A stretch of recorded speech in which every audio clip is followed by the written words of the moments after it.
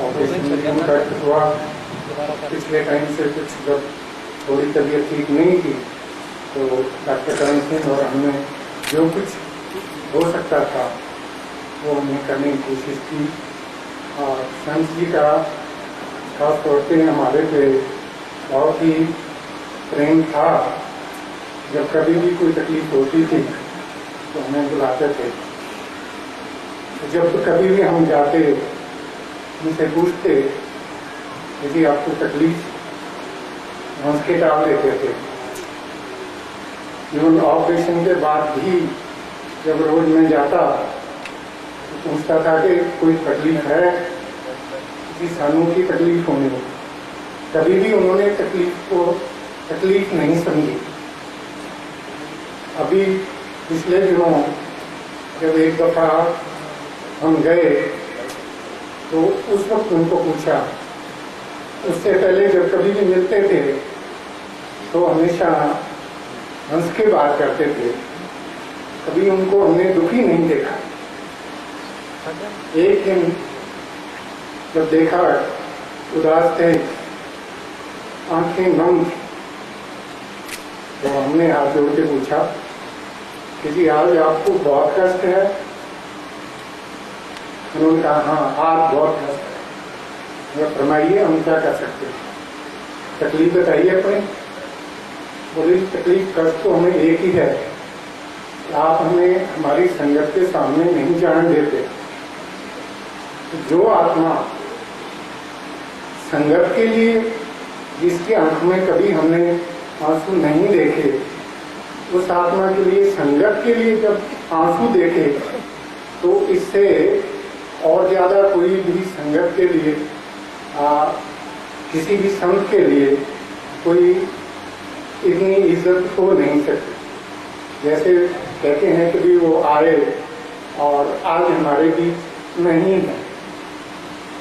मैं ये कहता हूँ कि आज भी वो हमारे बीच हैं, उनका रूप सिर्फ दूसरा हो गया है।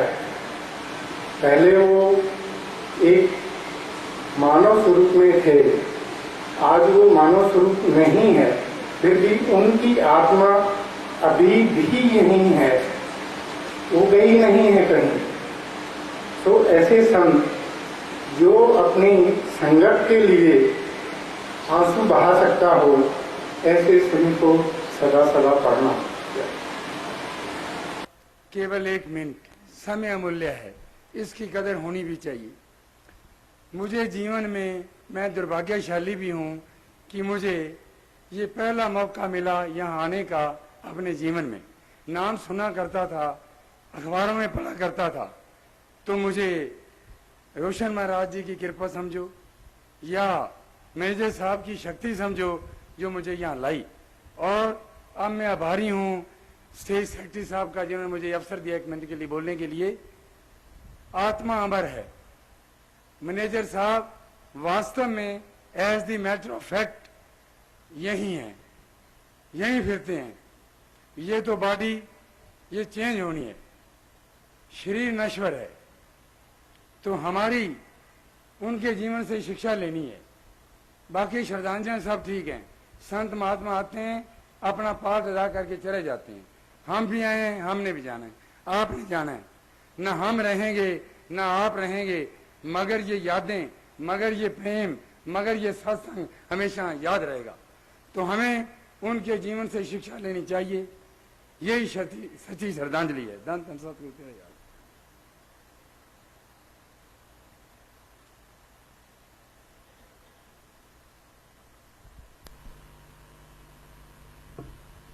धन धन सतगुरु तेरा ही आसरा। अब हमारे सत्संगी हिसार से मोवाल साहब चंद शब्दों में अपनी श्रद्धांजलि रखेंगे। मोवाल साहब।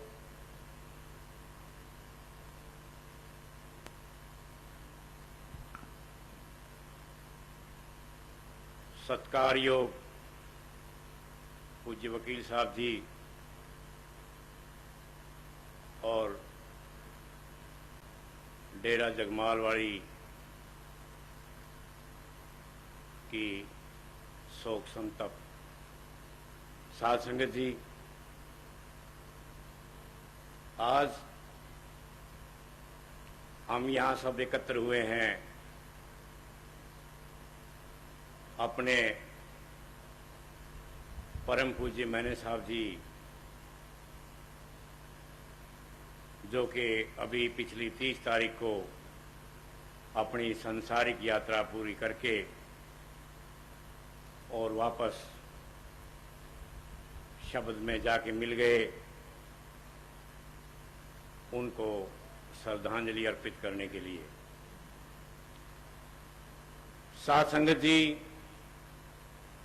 इस डेरे में आने से पहले गुनाहगार ने बहुत फकीरों के दर्शन किए, बहुत संतों महात्माओं के सत्संग सुने, लेकिन जो विचारधारा, जो प्रेम यहाँ पे मिला, वो मुझे अपनी 39 वर्ष की उम्र तक कहीं नहीं मिल पाया।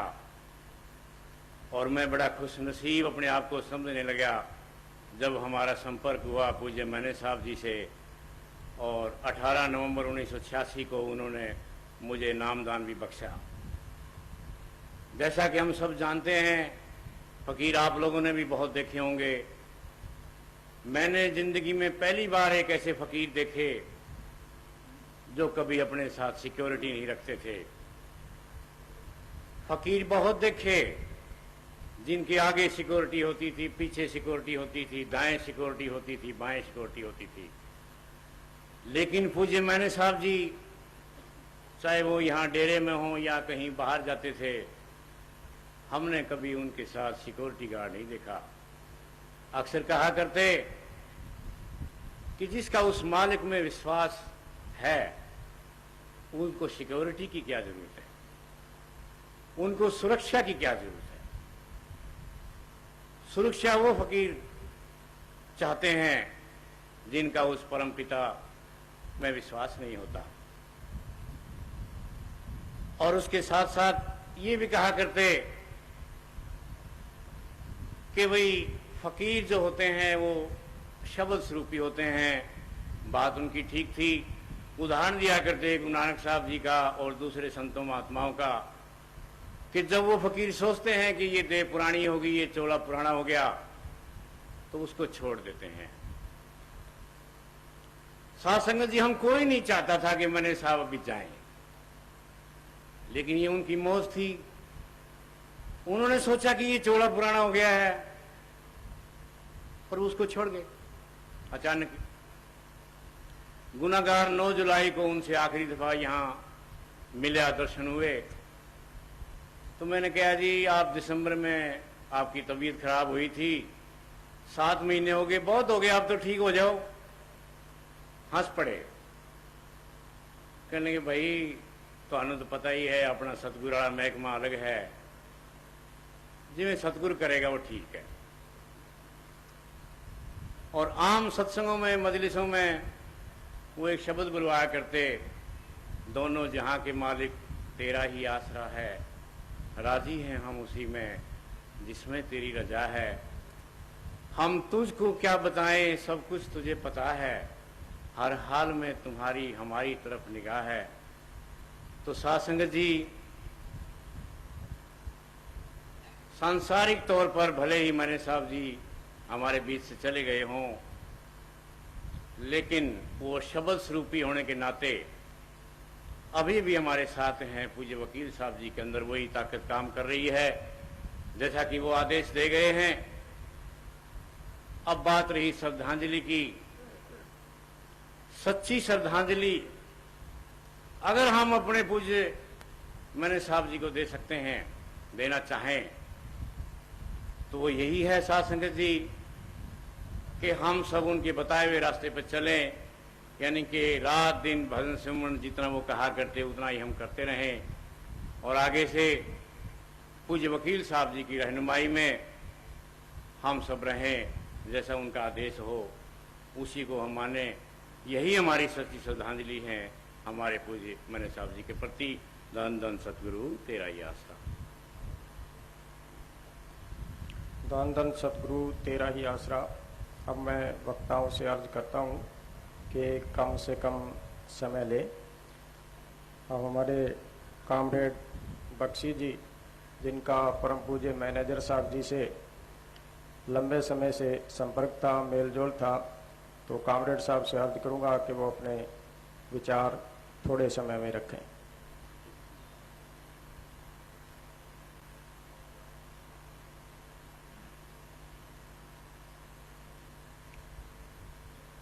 इस सोगवार सभा में आए हुए मित्रों और बहनों, ना हाथ रोक सके न बाजू थाम सके, वो चल दिए और हम देखते रहे। मैनेजर साहब के बारे में अगर शुरू करें तो मैं ये समझता हूं कि ये किस्सा है तूलानी है। बहुत समय लग जाए उनके साथ बातें करने के अंदर। मैं 2-3 बातें करके, हो सकता है 2 मिनट मेरे से ज्यादा भी लग जाएं। मेरी पहली मुलाकात जब उनसे हुई तो वो दिल्ली क्लॉथ मिल के अंदर मैनेजर थे। मुझे दिल्ली क्लॉथ मिल का ही खदर पहनने की आदत थी, 4 आने गज खदर मिला करता था। लेकिन वो जिस ढंग से सलूक करते तो मुझे यूं नजर नहीं आ रहा था कि ये कोई सेल्समैन है या कोई बिजनेसमैन है। चेहरे पर मुस्कुराहट, ग्राहक से जो उनका सलूक, वो कमाल का सलूक होता था। लेकिन एक चीज की तलाश उनके दिमाग में थी जिसका जिक्र मैं बाद में करूंगा। मैनेजर साहब मुझे शुरू से इस तरह लगा जैसे किसी के अंदर एक जीनस होती है, किसी और चीज की तलाश में है, वो किसी सच्चाई की तलाश के अंदर हैं जो उन्हें यहां मिल नहीं रही, जिसके लिए वो भटक रहे हैं। उनके चेहरे से तकरीबन मैं ऐसा महसूस करता। और जब कुछ विचारधारा खुली तो वो जान गए कि मैं जो हूं, मैं तो मटीरियलिस्ट हूं, मैं कुछ पदार्थवादी नुक्ता नजर का था और वो कुछ आध्यात्मिक नजर के थे। लेकिन ना मैं पक्का और ना उस वक्त वो पक्के थे। उन्हें भी किसी चीज की तलाश थी, हमें भी अपनी बात को पक्का करने की किसी चीज की तलाश थी। ये एक बहुत बड़ा फर्क था उन दिनों।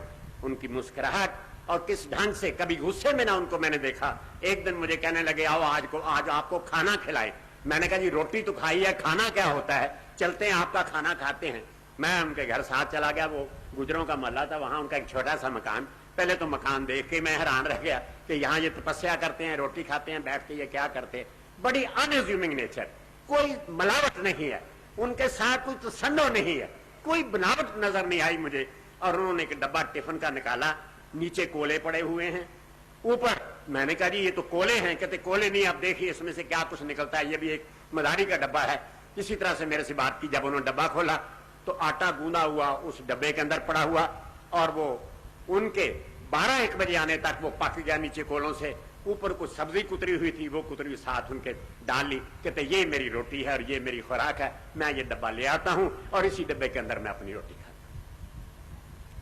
मैं कहना क्या चाहता हूं कि संत बहुत हुए, संतों की कोई कमी नहीं, लेकिन वो इंसानों में एक उत्तम इंसान मैंने देखा और संतों में एक उत्तम संत देखा।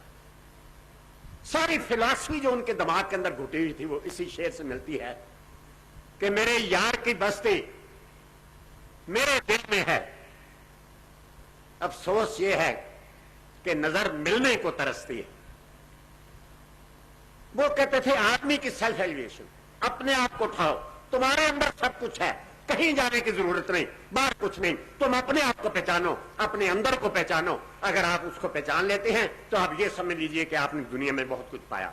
ठीक 40 साल के बाद इतनी मुख्तसर सी बात होती थी, इससे ज्यादा कोई लंबी चौड़ी बात नहीं थी, पर उनके उस वक्त के मिलने से मुझे बहुत ही ज्यादा एहसास था। मैं यहां आ गया, यहां भोरा मिला, भोरे के अंदर वो बैठे हुए थे, मैं मिल नहीं सका। उन्होंने कहा जी अब तो वो तपस्या कर रहे हैं। 3-4 दिन के बाद वो जब बोरे से बाहर निकले, उन्हें पता लगा कि मैं आया था। आपने मानना नहीं, यहां उनके मैंने बड़े पैरोकार देखे। 2 साल तक मेरा पीछा किया और मैं 2 साल तक दर्शन नहीं किए। आप हैरान नहीं, इनकी भी हक और मैं समझता हूं कि मुझे कुछ कह लीजिए मेरी भी हक। और किताबें भेज रहे हैं, एक ढेर लग गया। और जब मैं 2 साल के बाद आखिर आया, जब उनसे मिलने गए, मुझे वही मुस्कुराहट मिली। लेकिन उस वक्त की मुस्कुराहट में बेचैनी थी, किसी सच्चाई की तलाश में वो चल रहे थे।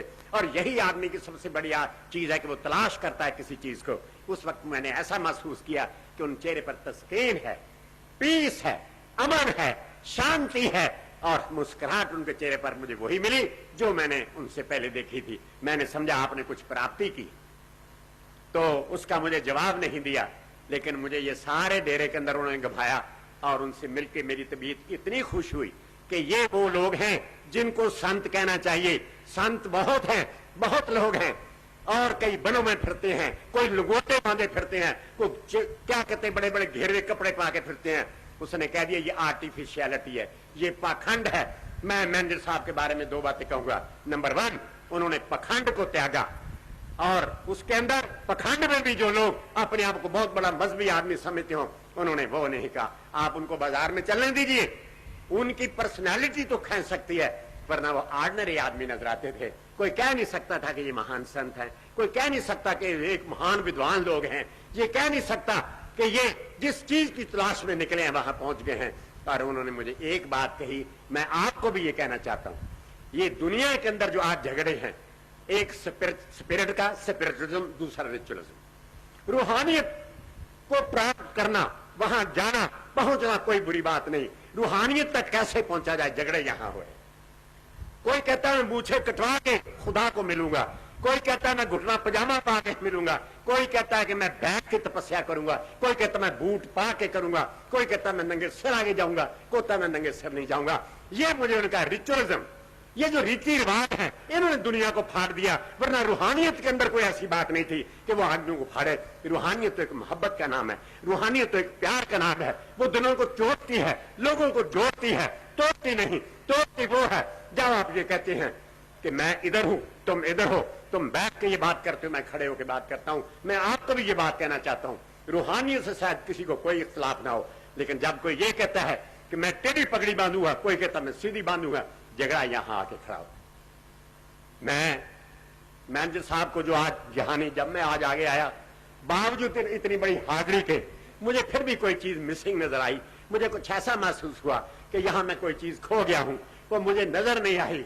मैं घूमा भी इधर उधर भी घूम के देखा, लेकिन मुझे वो मायूसी का आलम जो उनकी हाजिरी में जो मुझे आनंद मिलता था, आप बुरा ना मानना, मुझे वो चीज आज मिसिंग नजर आई। तुम्हारे ऊपर बहुत बड़ी जिम्मेदारी, वो बहुत कुछ छोड़ गए। मैं उनसे एक बार कह बैठा, यहां उनके बैठे मेरे साथ कई साथी, मैंने कहा मैनेजर साहब ये सारा कुछ इतनी बड़ी जायदाद